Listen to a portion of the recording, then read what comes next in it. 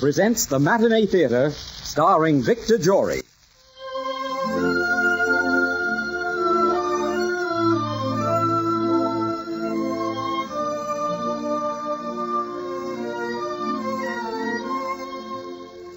The Matinee Theater, starring Victor Jory in Hold Back the Dawn.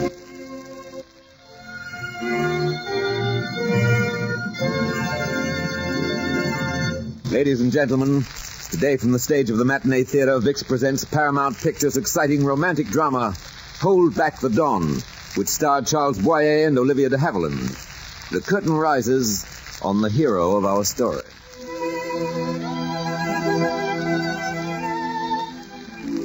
My name is Georges Escovescu. I was here, but I spent most of my life in Paris, on the Riviera, in Saint-Moritz, at the Lido, and most of the other play spots of Europe. My papers give my occupation as a dancer, which is correct in a general sort of way. It was an easy life. You had a deep voice and knew how to look at women. But the war came and people who had money left for America. And that was my idea, too, but you need a visa to go to America, and unfortunately there had been some scandal in the papers about me and a lady from New York. So I went to Mexico, to a dusty little town that straddles the border of California. There's a wire fence along that border. And through it, you can see the United States. But don't let anyone tell you that fence is only 12 feet high. It's 1,000 miles high. And there... Mr. Isovescu, every year the United States permits the entrance of about 150 immigrants.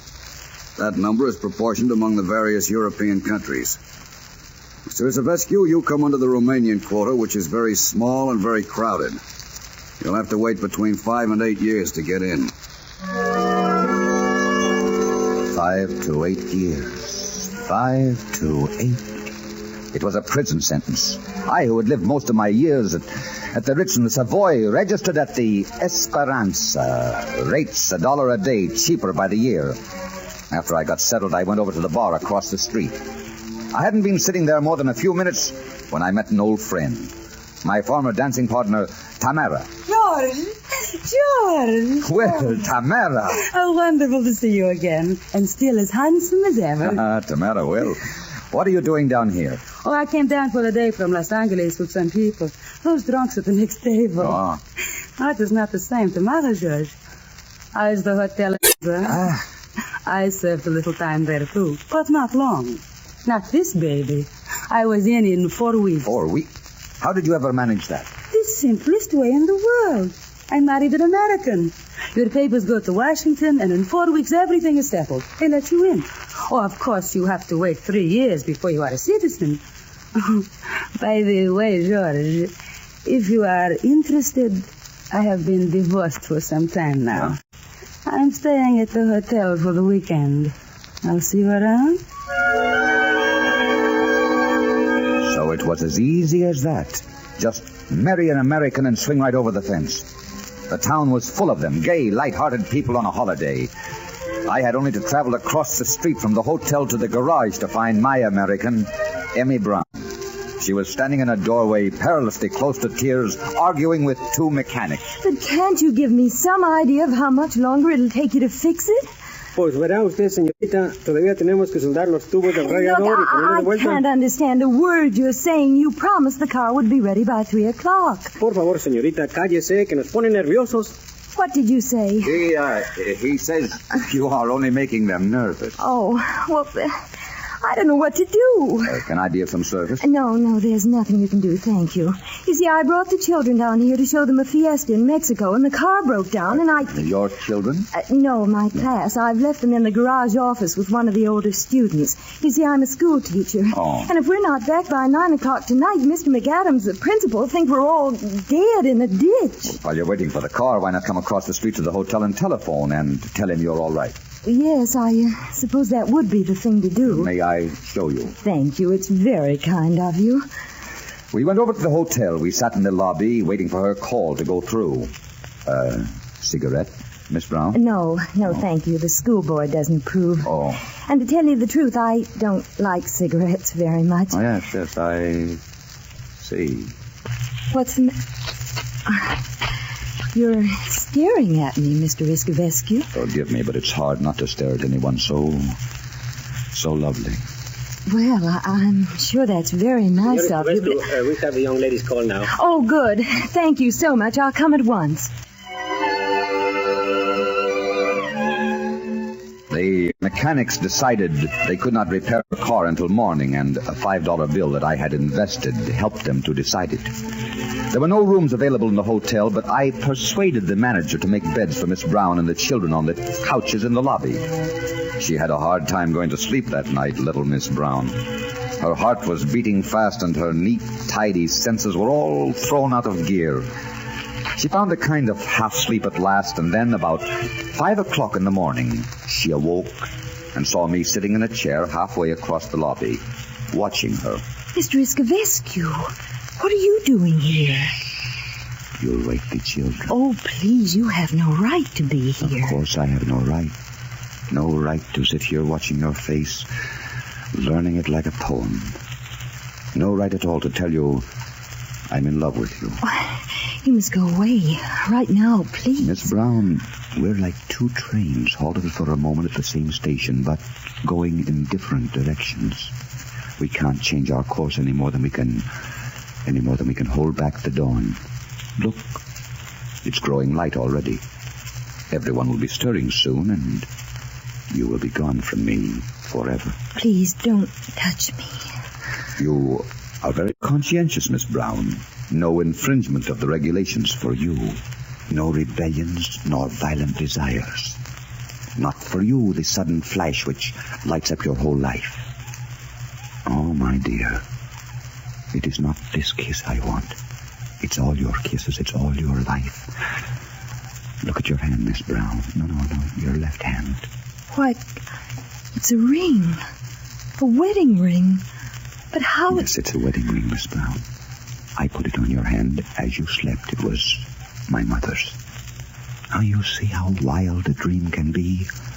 You are wise and sane and cool, but you will let me kiss you just once. Yes, just once. Oh, you're so sweet, so lovely. Goodbye, Miss Brown. No. Oh, no. No, don't go. Wait. Oh, wait a minute. Please wait. Please don't walk so fast. I'm sorry. Thank you. That's better. About your being lonesome. Yes? Other people are lonesome. So lonesome they almost give up waiting. Mr. McAdams always said I was crazy, but I knew all the time, deep down in my heart, that someday, somebody, somehow would come along, even though Azusa, California was at the other end of the world. Let me tell you, let me try to explain how I feel.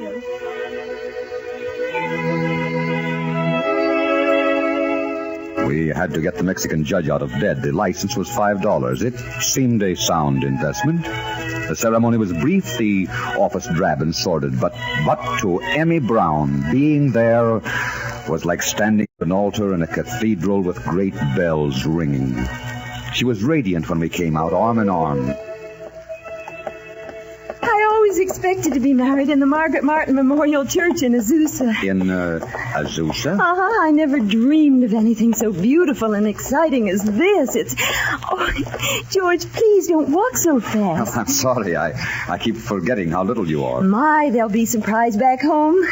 Mrs. George Iskavescu. You know, I don't even know what you are. Doctor, lawyer, merchant, chief. Rich man, poor man, beggar man, thief.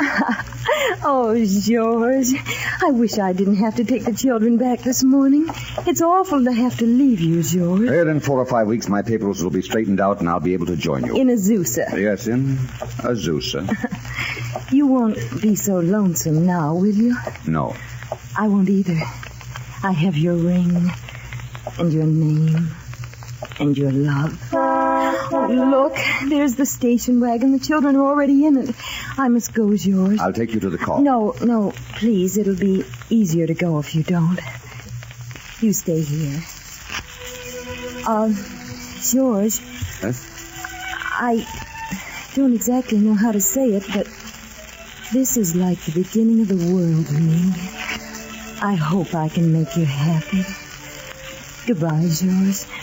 Goodbye, darling. Well, George, I hear you got married.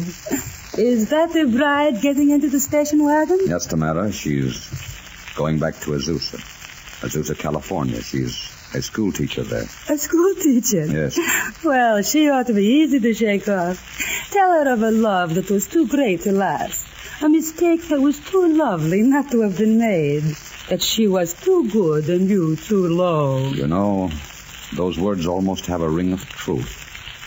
A mistake too lovely, a girl too good. George, what's happening to you? Kissing her was like kissing wet snow. You couldn't be in love with a school teacher from Azusa. You don't fall in love, George. That's not the role you play. I haven't said I'm in love. You haven't said you're not. No, Tamara. I haven't said I'm not. But better not make any plans, Tamara. Better not make any plans.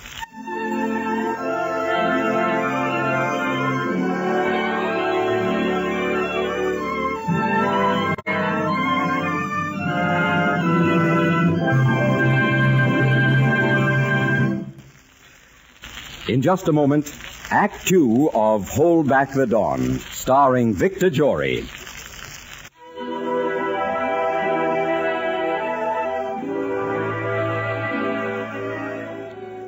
And now from the stage of Vic's Matinee Theater, the second act of Hold Back the Dawn, starring Victor Jory. It's about a week later. George Iscovescu and Tamara are at a small table in the bar when a man comes up and joins them. The man's name is Hammock. He's a member of the Immigration Department.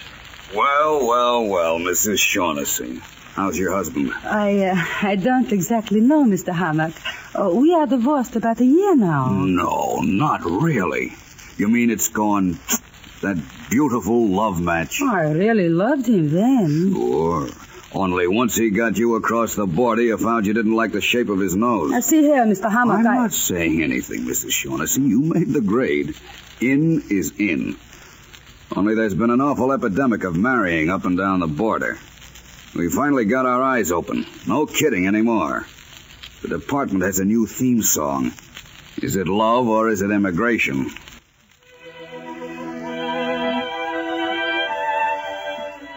While I was sitting there listening to Hammock and Tamara, I'd seen the Azusa school wagon drive up in front of the hotel and a small figure dart up the steps. I was suddenly in a panic that Mr. Hammock might see her and start asking questions. I followed her up to the room, and when I got there, I didn't know what to say to her. I could not believe that I was falling in love, and yet my heart was pounding like a schoolboy's. George, darling, isn't it wonderful? Mr. McAdams got a substitute teacher from Riverside. He gave me a week off and said I could use the car. Isn't that exciting, George? Exciting, I should say so. Now, come on, let's find a road and follow it wherever it leads. To a lake or a palace or a fishing village. Let's spend these few days they've given you recklessly, gloriously. Oh, George, I love you. Oh, it's starting to rain. And I love the rain. So do I. Come on, we'll start right now.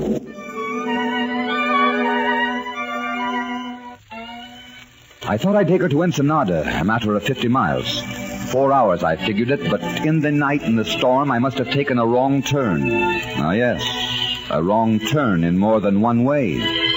I never did find Ensenada, and I never did find my way back to the road I had planned for my own life.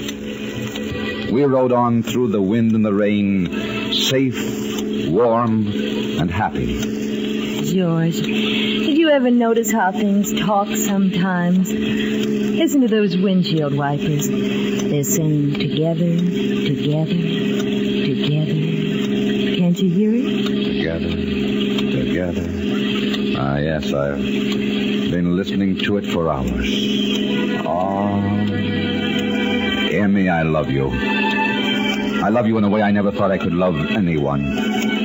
I want to laugh with you and cry with you. I want to take care of you. I want to dream with you and plan with you, and I want to stay with you forever. This is the beginning of a whole new life for you and me, Emmy. And I hope I can make you happy. I hope I can be worthy of you, darling. George, if you're going to kiss me, I think you better stop the car. Then I think I better stop the car right now. Darling. Oh, darling.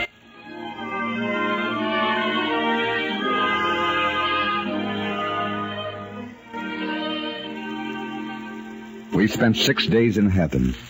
We drove to a small village called Kaloy. They were having a bridal festival.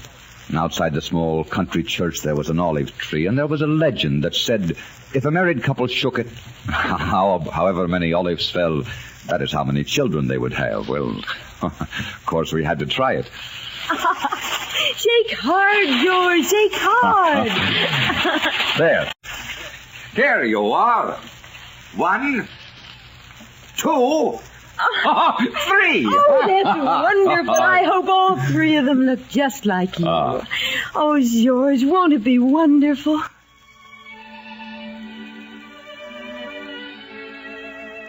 The next day we drove to Tabotoyo and down to San Miguel. The 3rd day we started back along the Gulf. We didn't return into the hotel until the last hour of the last day. You couldn't make a mistake and think it's tomorrow that you're due back in Azusa, could you? I'm afraid not, darling. July 13th, parent-teachers meeting, auditorium, 8 o'clock. Parent-teachers meeting. Oh, it sounds very dull. How long will it take you to drive there? 5 hours. 5 hours. Why don't you go up to your room and freshen up? I'll take the car over to the garage and get the gas tank filled. All right, darling. Oh, if only fate or God had warned me, things might have been so different. If I had only gone upstairs with her. If. How often our lives hang upon an if. Mrs. Iscovescu? Yes? I am Tamara, a friend of your husband, George. There's something of mine I want you to give me back. Of yours? My wedding ring. Oh, what would I be doing with your wedding ring? Wearing it. I loaned it to George. This? It belonged to his mother. Oh, isn't he wonderful? The way he knows how to pluck at the heartstring. Listen, sister. George married you to pass through that gate. For the same reason I married my American. With the same ring. But don't stare at me. Take a look at the engraving inside. 2 toots for keeps. Just slip it off. No. Maybe you should know a little more about the history of George Iscovescu. Get out. Please. Please. I know what you're thinking. I'm dirt. Well, so is he. We belong together. And you? You think you are a teacher. You're a schoolgirl who learned life out of a school book. Well, you'd have learned this lesson in 6 weeks or in 6 months. I'm telling it to you in 6 minutes. Get away. Get in that car and don't turn back. Yes?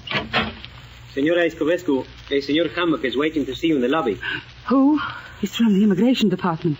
Don't go. Don't see him. I'll be right down, Flores. Take my bag, please. Si, senorita. You can't give him away. What for? It won't do you any good. I learned life from a school book. Remember?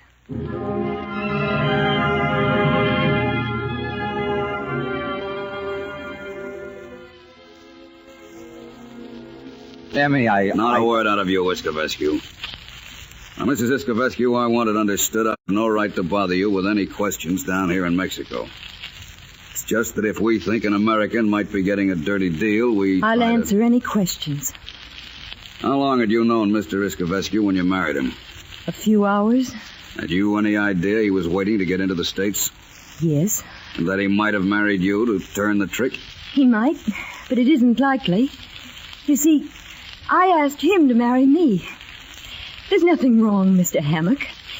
George told me all about his past. There weren't any false pretenses. We love each other very much. Okay, Mrs. Iscovescu. Have it your own way. Maybe I'm just dumb. See you later.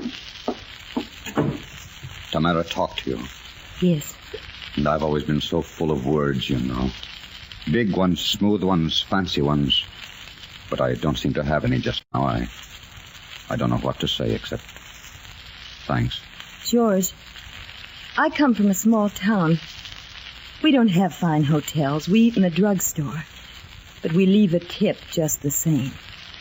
I don't feel I was too generous for these 7 days. Goodbye, George. Emmy, don't go. There's a lot I must say to you. The only thing for you to say is goodbye.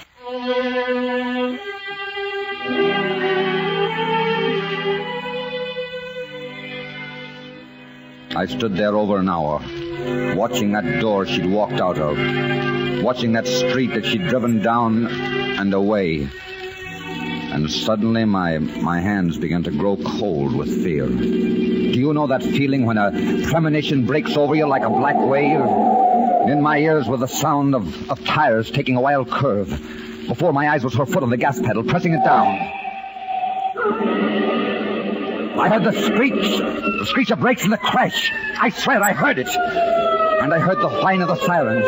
And when the phone rang, I knew what the message would be. I knew.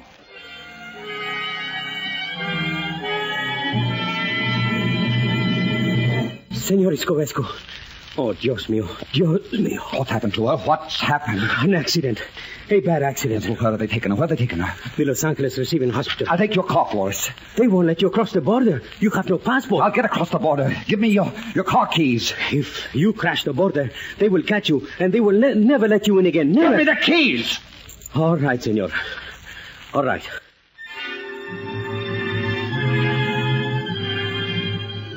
I drove through that gate without stopping. I heard the shouts. I knew they would follow me, but I didn't stop. I drove with the pedal right down to the floor. And when I got to the hospital, the doctor was with her. How is she, Doctor? She's unconscious. The steering wheel was crushed against her. There doesn't seem to be any fight left in her. Hurts her to breathe. Emmy.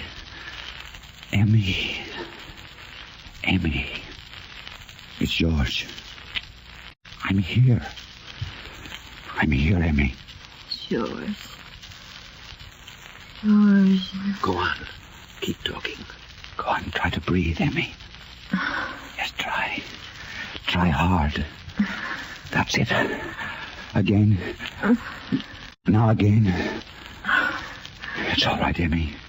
You remember the rain beating down on the windshield that night, and the wiper going, and the word it spoke. Together.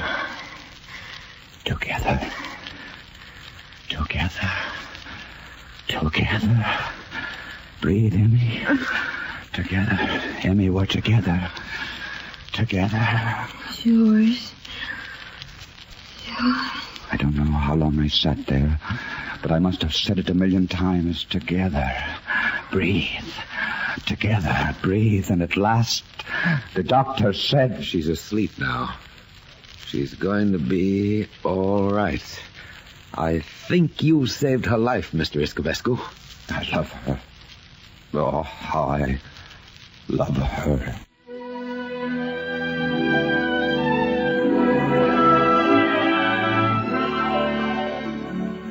I left Emmy then. I went back across the border. What else was there for me to do? Emmy had no further use for me. She'd made that very clear, and the country had no use for me, and I hadn't very much use for myself. It must have been about a month later that Mr. Hammock came to me in the park. I had been expecting something from him because he knew I'd crashed across the border. I was sitting on the park bench, tracing letters in the gravel with my cane. Oh, Mr. Escobescu. Hello, Mr. Hammock. What are you doing? Writing letters? No. Advertisements. Slightly reformed character, eager for some decent work. Any place on the globe have him. Oh, I see.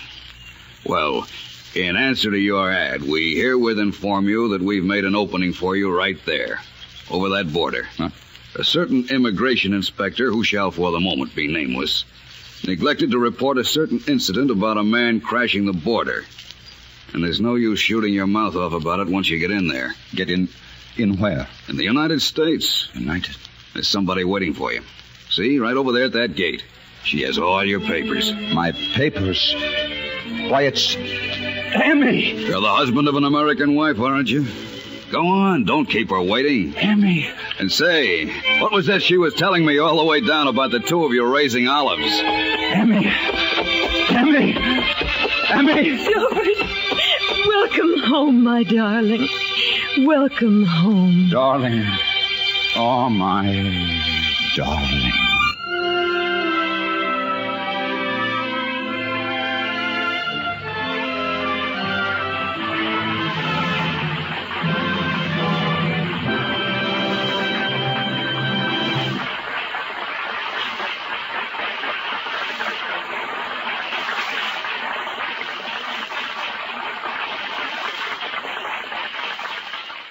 In just a moment, an important message from Mr. Jory.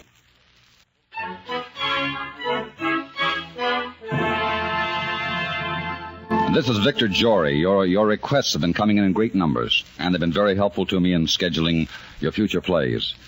For example, next week you will hear one of the finest plays ever written, the dramatic romance of Elizabeth, the Queen, by Maxwell Anderson. Very shortly, due to your many requests, we will bring you that great emotional love drama, Random Harvest.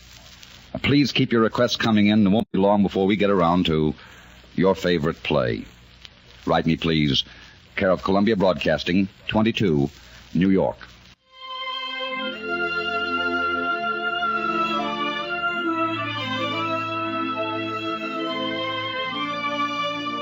Our play was adapted from the Paramount picture by Gene Holloway and directed by Richard Sandville. The role of Emmy today was played by Betty Winkler.